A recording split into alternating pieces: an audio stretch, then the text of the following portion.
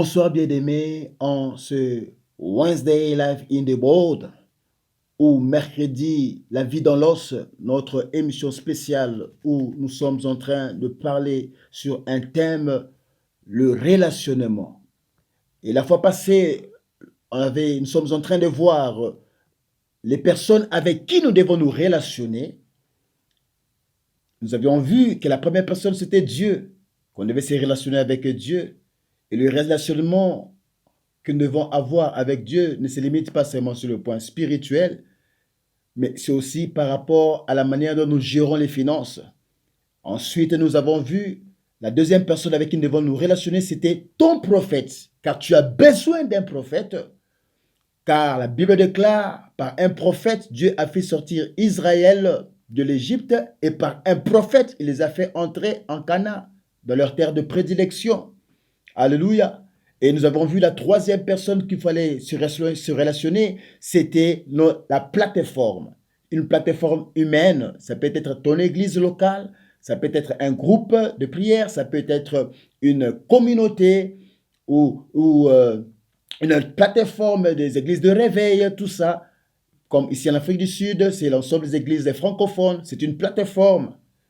Voilà les choses que nous avions parlé. Et ce soir, nous voulons voir trois catégories encore de personnes pour clôturer avec cet enseignement sur les personnes avec qui nous devons nous relationner. Mais avant d'y arriver, quand nous parlions qu'il faut avoir un prophète, que tu sois homme de Dieu, que tu sois enfant de Dieu, nous avons besoin d'un prophète.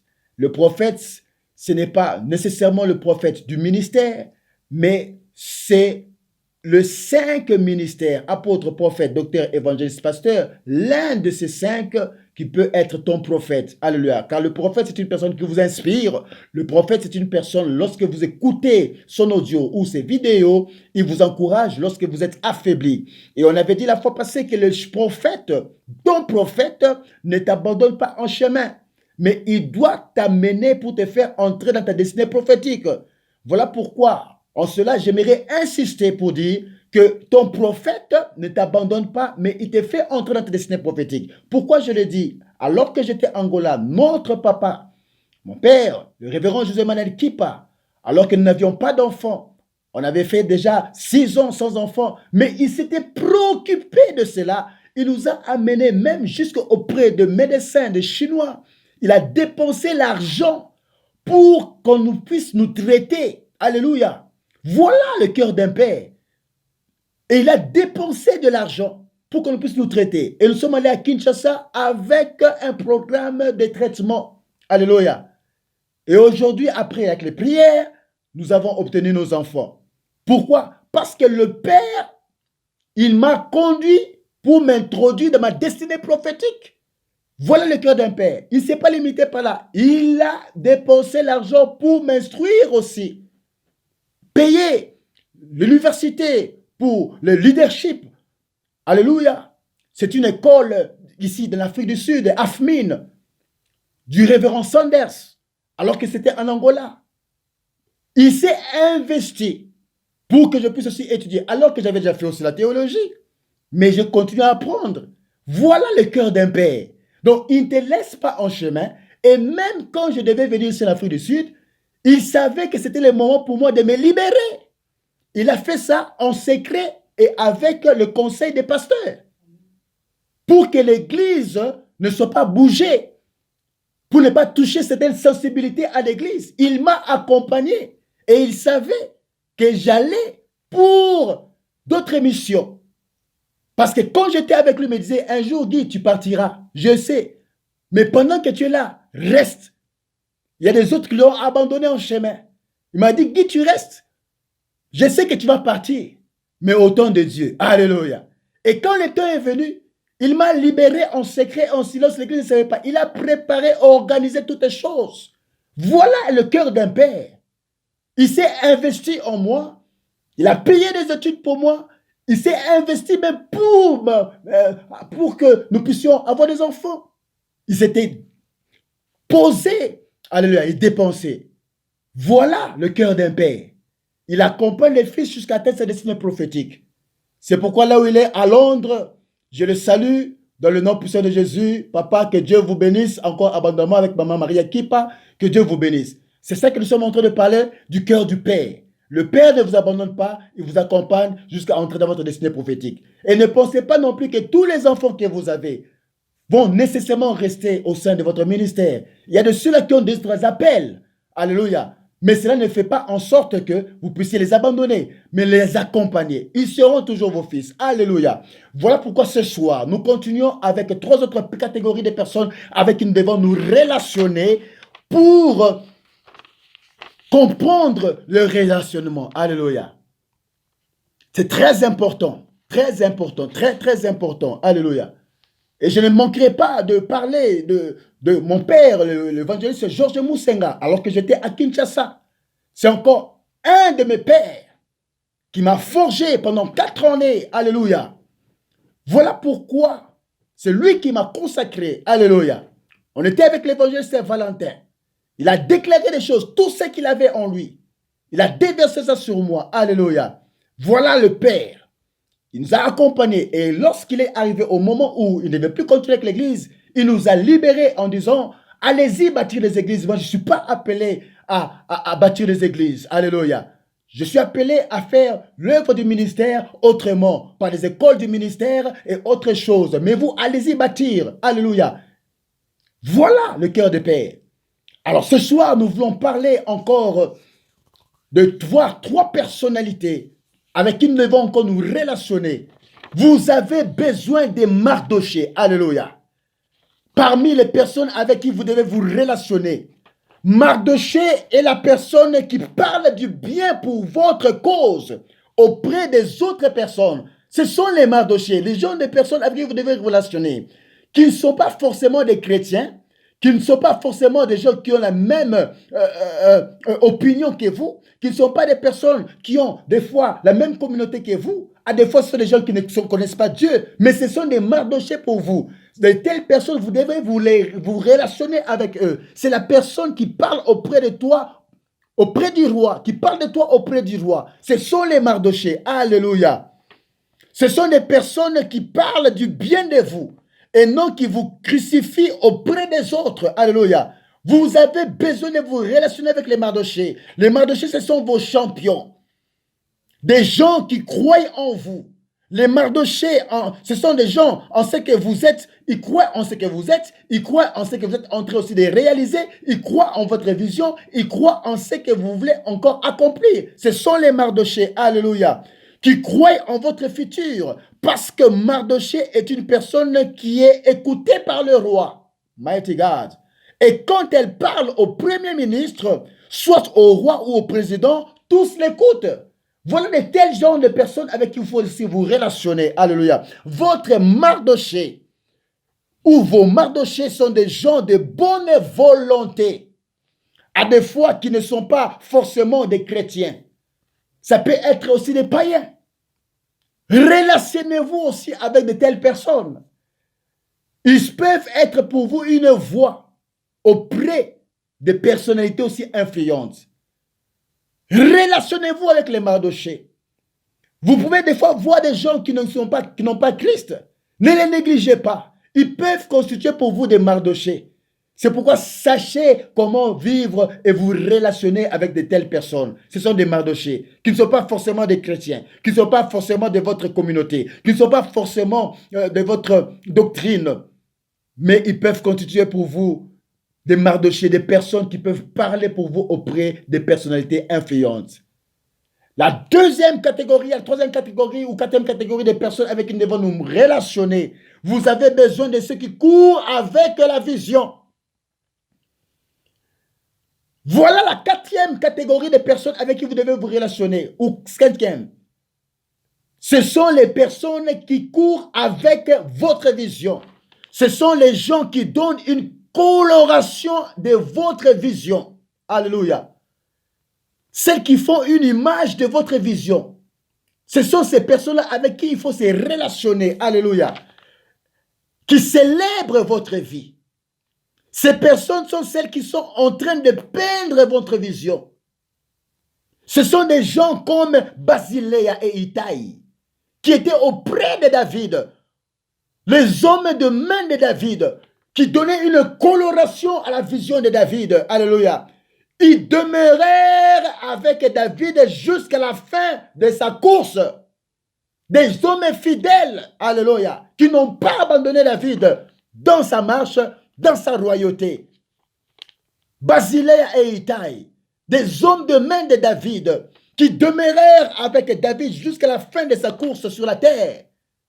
Des hommes comme Hushai, Jonathan et Achimath, qui risquèrent leur vie pour David. Voilà de telles personnes qu'il ne faut pas abandonner. Ils peuvent ne pas avoir des richesses.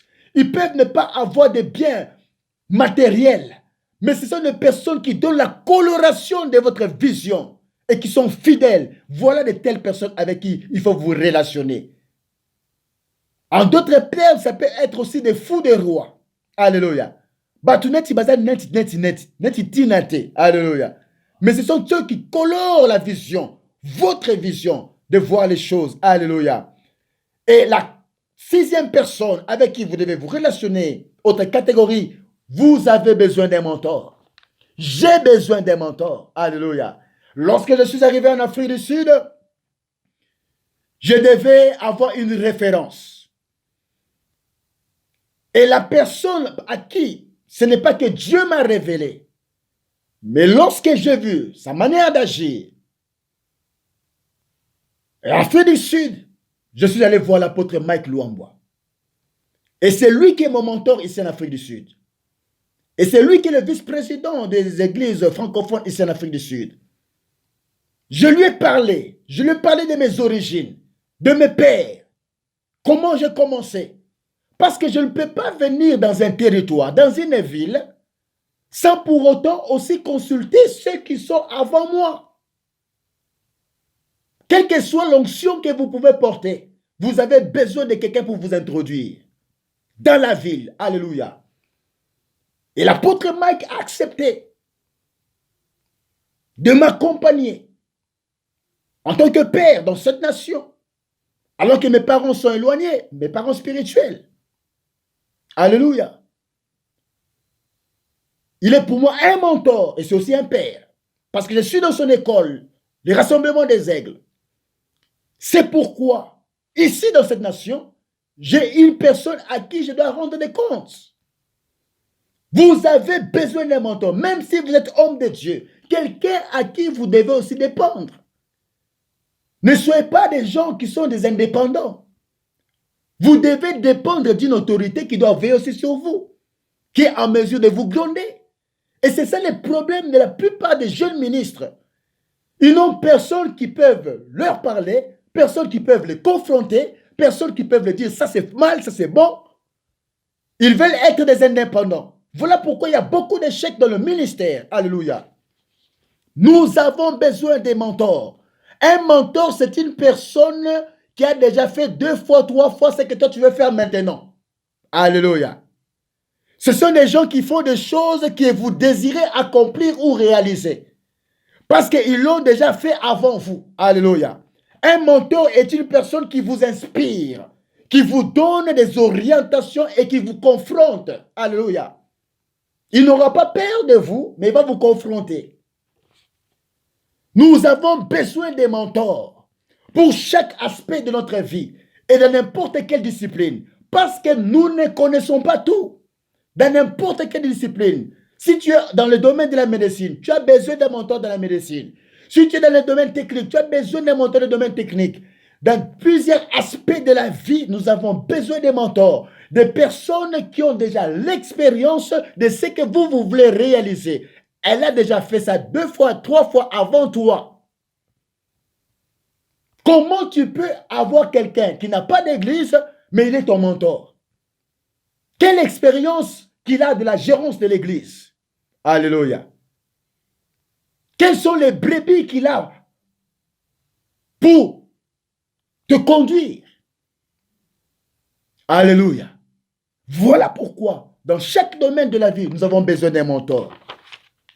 Et lorsque vous êtes auprès d'un mentor, ce que vous avez besoin de recevoir d'eux, ce ne sont pas leur argent, ce ne sont pas leurs richesses. Voilà pourquoi mon père Kipa disait toujours que quand j'étais auprès de Adinabala, Il m'a donné l'argent, j'ai refusé. J'ai dit non, ce que j'avais besoin, c'était l'onction. Alléluia. Parce qu'il savait que ce n'était pas l'argent, mais c'est l'onction de Dieu qu'il désirait. Mighty God. Voilà pourquoi lorsque vous avez un mentor, vous n'avez pas besoin de recevoir son argent. Alléluia. Ce n'est pas de ça que vous avez besoin. Vous n'avez pas besoin de leur argent, mais vous avez plutôt besoin de leur connaissance, de l'onction qu'ils portent sur eux pour vous accompagner dans votre mission. C'est pourquoi vous devez prier pour eux. Vous devez les honorer, car ils ont ce que vous n'avez pas et possèdent ce que vous cherchez. C'est pourquoi il faut être sage d'apprendre des autres. Alléluia. C'est très important d'avoir un mentor.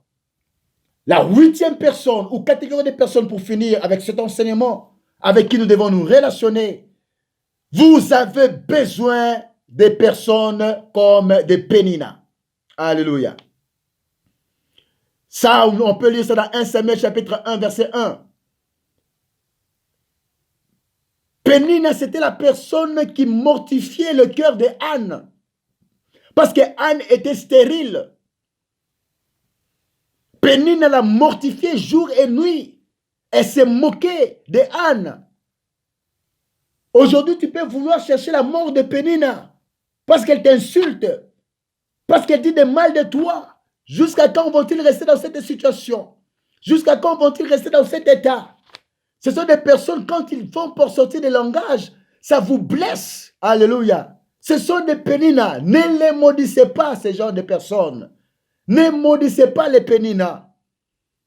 Ne recherchez pas leur mort. Alléluia. Ce sont des personnes que Dieu laisse. Vous devez apprendre à vous relationner avec eux. Voilà pourquoi, on va lire encore un passage. Dans Juge chapitre 3, versets 1 à 4. Ce sont les genres de type de Pénina. À des fois que Dieu lui-même laisse pour vous donner des leçons de sagesse afin que vous compreniez certaines choses. Dans Juge chapitre 3, versets 1 à 4, nous allons les lire. Vous avez besoin de Pénina. Juge chapitre 3, versets 1 à 4. Qu'est-ce que la Bible nous dit? Juge chapitre 3, versets 1 à 4. Suivez très bien cette lecture. Je lis au nom du Seigneur. Voici les nations que l'Éternel laissa pour éprouver par elles Israël, tous ceux qui n'avaient pas connu toutes les guerres de Canaan. Donc, il y a une génération qui n'a jamais connu de guerre. Souvenez-vous de ce que Dieu avait dit à Caleb et Josué, que parmi cette génération, personne n'entrera dans la terre promise, excepté Josué et Caleb. Mais ce sont leurs enfants qui vont entrer dans la terre promise. Et dans la génération de Josué et Caleb, il n'y avait que Josué et Caleb qui entrèrent dans la terre promise. Tous les restes de leur génération étaient morts dans le désert. C'est pourquoi la nouvelle génération des enfants de ceux qui étaient incrédules, lorsqu'ils sont morts dans le désert, leurs enfants n'ont jamais connu de guerre. Ils n'ont jamais comment combattre. C'est pourquoi Dieu a laissé d'autres peuples ennemis afin que cette génération connaisse et apprenne la guerre et le combat. Il constituait pour eux des Péninas. Alléluia. Excusez-moi. Écoutez ce que la parole de Dieu dit. Il voulait seulement, qui? Dieu. Il voulait seulement que les générations des enfants d'Israël connaissent et apprissent la guerre. Ceux qui ne l'avaient pas connue auparavant. Et parmi les nations que Dieu avait laissées, on commence à citer. Ces nations étaient les 5 princes des Philistins, tous les Cananéens, les Sidoniens et les Éviens qui habitaient la montagne de Liban, depuis la montagne de Baal-Hermon jusqu'à l'entrée de Hamath. Ces nations servirent à mettre Israël à l'épreuve. La Bible dit que ces nations servirent à mettre Israël à l'épreuve, afin que l'Éternel, s'ils obéissaient ou s'ils obéiraient au commandement qu'il avait prescrit à leur père par Moïse. C'est Dieu lui-même qui a laissé ces nations. pour éprouver Israël, la génération de ceux qui n'ont jamais connu la guerre. Ils constituaient, ces peuples et ces nations constituaient des péninas, des personnes avec qui vous devez vous relationner. Alléluia. Voilà pourquoi ce sont les péninas, ce sont des gens qui constituent une barrière pour vous. Ce sont vos adversaires, ce sont vos ennemis et qui vous pousseront à prier davantage. Alléluia. S'il n'y a pas pénina, Anne n'allait pas prier, chercher la face de Dieu dans le temple. Il fallait qu'il y ait pénina pour la mortifier afin qu'elle cherchasse l'Éternel. Mighty God. Les pénina vous pousseront à prier. Alléluia. Quand on te méprise, Dieu aime ça. Lorsqu'on vous outrage, Dieu aime ça. Voilà pourquoi il a rappelé à ses apôtres, soyez heureux et contents lorsque vous êtes outragés à cause de mon nom. On se moque de ton Dieu. Jusqu'à présent, Dieu aimait ça. Alors qu'on n'avait pas d'enfants, il y a des gens qui se moquaient. Que ce soit de ma famille, la famille de ma femme, même dans l'église. Dieu aimait ça, l'outrage. Lorsque tout le monde va finir de se moquer, c'est à ce moment-là que Dieu va venir agir. Ne cherchez pas l'air mort. Comment est-ce que tu vas commencer à monter? Et Dieu ne va pas te déplacer. Tu vas rester là jusqu'à ce qu'il va glorifier son nom dans ta vie. Tu as besoin de te relationner avec les péninas. Alléluia. Les péninas vous pousseront à prier. Les péninas vous pousseront dans l'action. Ils sont très importants pour votre percée. Les péninas sont très importants pour votre percée. Alléluia. Car ils doivent exister parce qu'ils vous provoquent à l'action positive. Mighty God. Les péninas vous provoqueront à une action positive. Et une foi agissante. Car sans Goliath, David n'aurait pas eu la victoire. Il fallait qu'il existe Goliath pour que David puisse obtenir la victoire. Si vous faiblissez dans votre état, Pénina va sourire. Pénina va être contente. Voilà pourquoi pendant ce temps, ne faiblissez pas. Que Pénina se moque, que Pénina raconte ce qu'elle peut raconter. Elle te pousse à l'action dans la foi. Elle te pousse à chercher Dieu. C'est pourquoi Dieu a laissé les autres nations pour que Israël apprenne la guerre. La génération de ceux qui n'avaient pas connu de guerre. Alléluia. D'où il faut aller de l'avant. Parce que Pénina qui vous poussera à la réalisation des grands exploits. Ne cherchez pas la mort de Pénina. Parce que c'est Pénina qui te poussera à la réalisation des grands exploits. Ceux qui te méprisent aujourd'hui, ne cherchez pas leur mort. Alléluia. Comme les disent souvent les gens, Akufa non, Akufate. Il faut Azalakagawana. Pendant que tu marches à pied, il se moque de toi. Il arrivera un temps, tu mentiras, tu rouleras carrosse. Et tu lui demanderas, Anya batama, akobatama te, orotele ma pipi, akotana mutuka. Alléluia. C'est comme ça. Ce sont des gens qui vous pousseront en une action positive, les péninas, et à réaliser des grands exploits. Vous avez aussi besoin d'Hérode, alléluia, pour vous stimuler dans l'action, pour implanter des églises dans d'autres régions, dans d'autres nations. C'est pourquoi quand vient la persécution, Hérode s'élève. Lorsqu'il y a eu la persécution à Jérusalem, les disciples ont quitté Jérusalem. C'est ainsi que l'évangile était propagé parce que Hérode s'était levé. L'église était persécutée et Hérode a poussé les chrétiens à aller implanter dans d'autres cieux, dans d'autres territoires. Alléluia. C'est pourquoi ne pleurez pas lorsque Pénina vous mortifie. Ne pleurez surtout pas lorsque les gens se moquaient de vous. Ne pleure pas, ne t'inquiète pas. Alléluia. Ce sont des personnes qui vous poussent à une action positive. Même si ces pleurs peuvent demeurer toute la nuit, tu dois savoir qu'il y a toujours un matin qui va se lever dans ta vie. Et c'est les pénines qui vous pousseront à l'action. Voilà les 4e ou 9e personnes avec qui nous devons nous relationner. Ces différents types de personnes sont des personnes avec qui nous devons nous relationner. Ne cherchez pas leur mort. Alléluia. Mighty God. Ne cherchez pas leur mort. Alors que j'ai préparé mon mariage, alléluia, je suis passé dans des humiliations énormes, alléluia.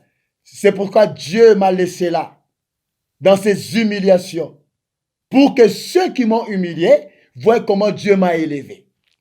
Au même lieu de l'humiliation, c'est au même lieu où ceux qui m'ont humilié ont vu la gloire de Dieu. Alléluia. C'est ce que Dieu fait dans le relationnement. Apprenez à vous relationner avec ces catégories de personnes que je viens d'énumérer. C'est ainsi que vous allez grandir. C'est ainsi que vous allez croître. Et c'est ainsi que vous aurez la maturité. C'est ça la vie dans l'os. Et Jésus-Christ nous a enseigné sa doctrine. Comment est-ce que nous devons marcher? Alléluia. Les principes de Jésus sont des principes vivants. Il a amené un vin nouveau pour de nouvelles vases. Alléluia. Nous sommes arrivés à la fin de notre message ce soir. Et à la fin de cet enseignement sur le relationnement. Nous avons vu la catégorie des personnes avec qui nous devons nous relationner. Relationne-toi avec Dieu. C'est la première personne. Relationne-toi par rapport aux finances avec Dieu. Relationne-toi avec ton prophète. Relationne-toi avec ta plateforme.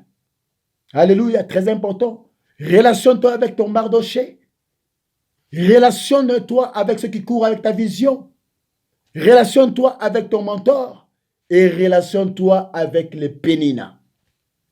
C'est alors que tu grandiras et tu sauras être stable. Et Dieu sera avec toi et tu monteras encore davantage. Nous sommes arrivés à la fin de notre message ce soir. Nous voulons prier. Toi, peut-être, tu te plains. Seigneur, pourquoi ceci, cela? Non. Dieu laissera certaines choses arriver pour te stimuler seulement à l'action. Nous voulons prier. Dieu d'Abraham, Dieu d'Isaac, Dieu de Jacob. Nous voici à la fin de cet enseignement. Je te recommande à tous les bien-aimés qui nous ont suivis encore ce soir. Seigneur mon roi, ceux qui font face aux Pénina. Seigneur mon Dieu, que ces Pénina les poussent à l'action. Voilà pourquoi tu as laissé des peuples. Seigneur mon roi, par rapport à la génération qui n'a jamais connu de guerre, pour qu'ils apprennent comment combattre. À des fois, Pénina apprendra à quelqu'un comment prier. Alléluia. Qu'elle apprenne cette leçon. Jésus nous a enseigné de ne pas chercher la mort de nos ennemis, mais de les bénir. Alléluia. Fortifie le cœur de ceux qui sont affaiblis à cause des Pénina.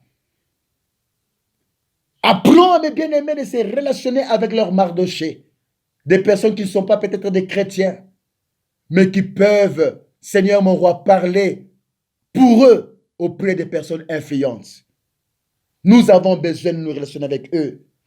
Dans le nom puissant de Jésus, relève ceux qui sont abattus. Dans le nom puissant de Jésus-Christ, enseigne ton peuple à pouvoir se relationner avec toutes ces catégories de personnes que nous avons énumérées tout au long de cet enseignement.